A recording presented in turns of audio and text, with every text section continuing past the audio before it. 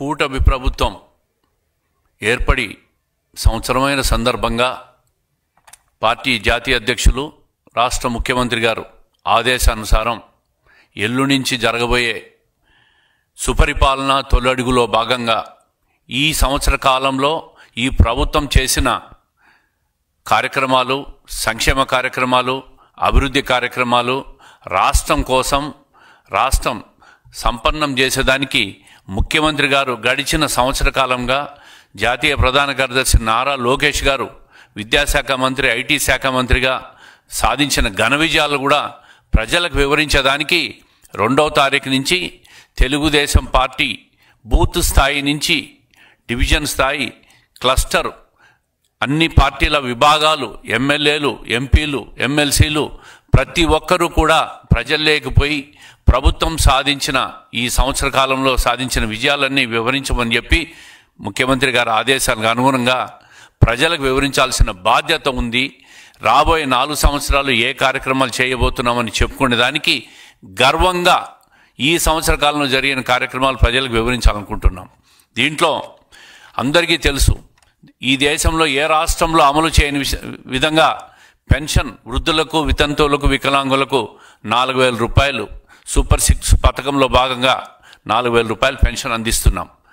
అదేవిధంగా తల్లికి వందనం కార్యక్రమాన్ని 65 లక్షల పైచిలకు విద్యార్థులకు తల్లికి వందనం కార్యక్రమాన్ని ఒక్కటే రోజు 9,000 కోట్ల రూపాయలు అమలు చేసిన ఘనత ఈ కూటమి ప్రభుత్వానిది.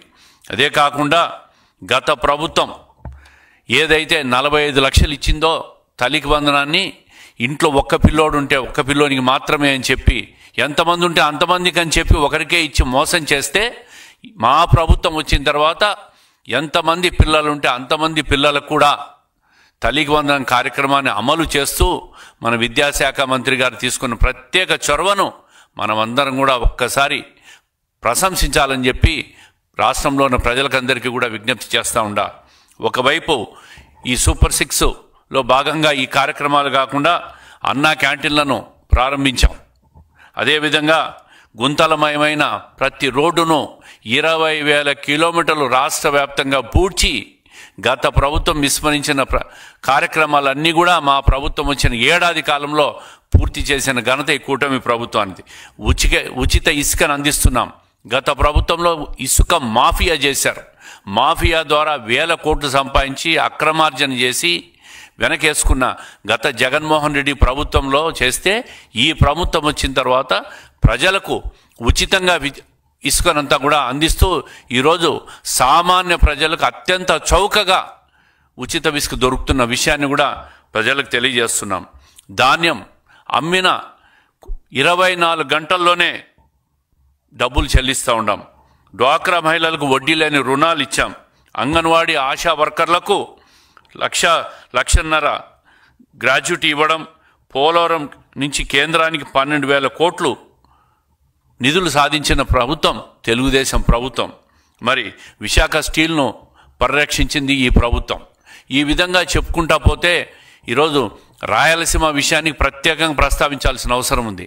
రాయలసీమలో గత ప్రభుత్వం నీటిపారుదల ఇరిగేషన్ ప్రాజెక్టులను పూర్తిగా విస్మరిస్తే, ఈ ప్రభుత్వం వచ్చిన తర్వాత హంద్రీనీవా ప్రాజెక్టును 3,850 కోట్లతో పూర్తిగా ఆధునికిస్తూ చివరి ఆయకట్టు వరకు ఈ సంవత్సర కాలంలోనే నీళ్ళు ఇవ్వాలనే ప్రభుత్వ సంకల్పాన్ని ఈరోజు నిజం కాబోతా ఉంది. కుప్ప వరకు నీళ్లు తీసుకుపోయే పరిస్థితి వస్తూ ఉంది. ఈ విధంగా ఈ ప్రభుత్వం వచ్చిన తర్వాత ప్రతి కార్యక్రమాన్ని కూడా ఒక ప్రణాళికాబద్ధంగా ఈ ప్రభుత్వం ముందుకు పోతా ఉంది. గత ప్రభుత్వంలో అరాచకం నుంచి ఈ ప్రభుత్వం అభివృద్ధి వైపు, అదేవిధంగా విధ్వంసం నుంచి వికాసం వైపు ఈ ప్రభుత్వం ముందుకు పోతా ఉంది.